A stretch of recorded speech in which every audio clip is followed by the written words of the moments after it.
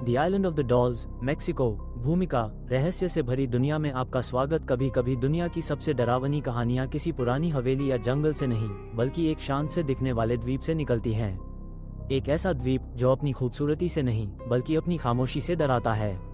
जहां पेड़ों पर लटकी हुई सैकड़ों पुरानी, टूटी फूटी, गंदी और भूती गुड़ियां हर आने जाने वाले को घूरती हैं।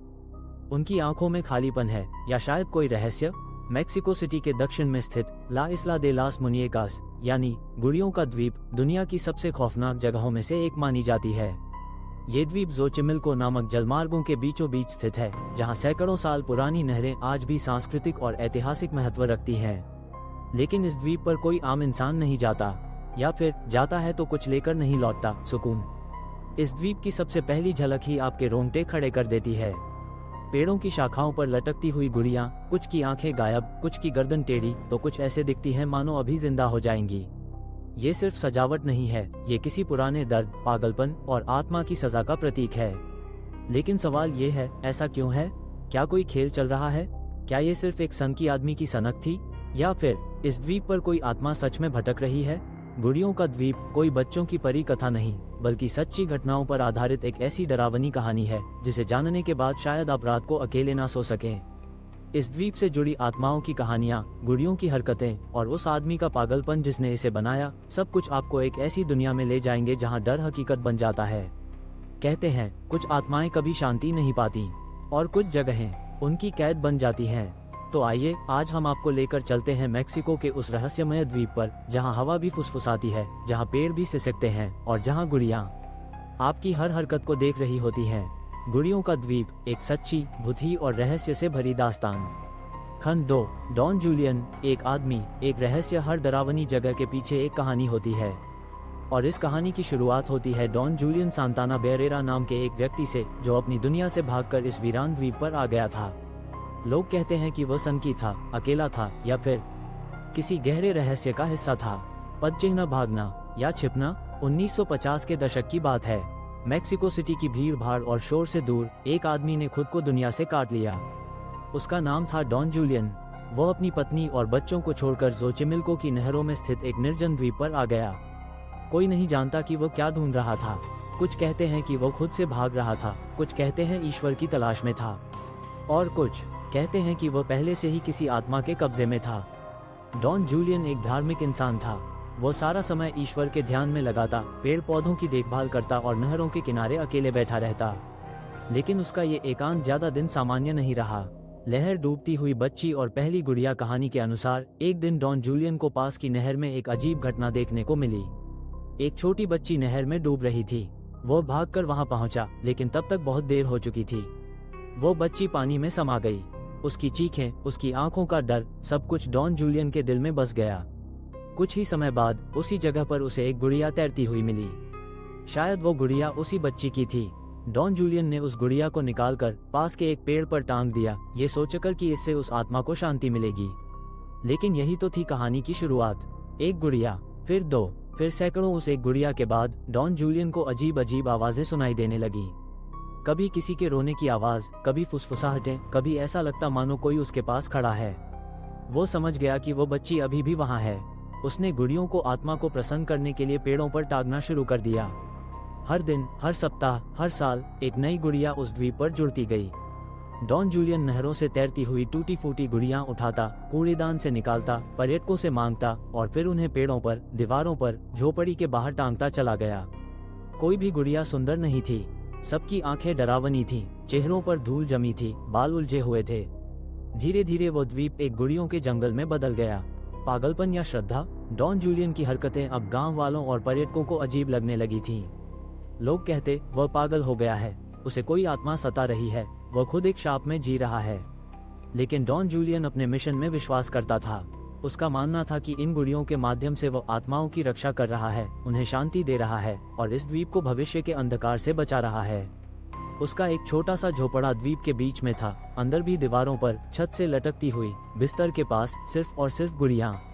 उसकी आंखों में अब हमेशा एक डर होता था, एक बेचैनी। शायद वह जानता था कि वह किसी और दुनिया से बात कर रहा है, एक ऐसी दुनिया जो हम समझ नहीं सकते। गुड़ियां जो देखती थीं, लोगों ने कहना शुरू कर दिया कि उन गुड़ियों की आंखें हिलती हैं। कुछ ने कहा कि वे रात को कानों में फुसफुसाती हैं। कुछ पर्यटकों ने बताया कि जब वे द्वीप छोड़कर जा रहे थे तब किसी ने उनके कंधे पर हाथ रखा, लेकिन पीछे कोई नहीं था। इन सब के बीच डॉन जूलियन बस एक बात दोहराता, ये सब बच्ची की आत्मा के लिए है, उसे शांति चाहिए। लेकिन क्या ये सिर्फ श्रद्धा थी या वो सच में आत्माओं से संवाद कर रहा था? खंड 3, गुड़ियों की बढ़ती संख्या और भय। एक समय था जब उस द्वीप पर सिर्फ एक गुड़िया लटकी थी, एक मासूम श्रद्धांजलि जो डॉन जूलियन ने एक डूबी हुई बच्ची की आत्मा के लिए टांगी थी।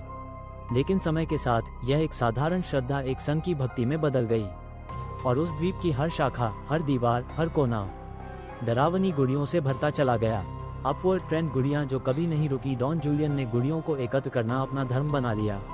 वो रोज नहरों में उतरता, पुराने कपड़े पहनकर घंटों पानी में कुछ ढूंढता रहता। लोग उसे अजीब नजरों से देखते, मगर वह किसी की परवाह नहीं करता। उसकी आंखों में एक जुनून था, या शायद डर। वह टूटी हुई गुड़िया, अधूरी बाहें, बिना आंखों के चेहरे, जले हुए सिर, जो भी उसे मिलता वो सब लाकर अपने द्वीप पर टांग देता। कुछ को वो खुद बनाता था, बांस की टहनियों को जोड़कर, गीले कपड़ों से लपेटकर। गुड़ियों की संख्या बढ़ती गई, पहले दर्जनों, फिर सैकड़ों और फिर हजारों। अब पूरा द्वीप मानो एक भूतिया संग्रहालय बन चुका था, जहां हर गुड़िया की आंखों में कोई कहानी थी, कोई चीख थी, कोई सिसकी। जुनून या मानसिक बीमारी? कई मनोवैज्ञानिकों का मानना है कि डॉन जूलियन धीरे धीरे शिज़ोफ्रेनिया या अन्य मानसिक बीमारियों का शिकार हो गया था। अकेलापन, आत्मग्लानि और अपराध बोध, ये सभी भावनाएं किसी भी इंसान को मानसिक रूप से तोड़ सकती हैं।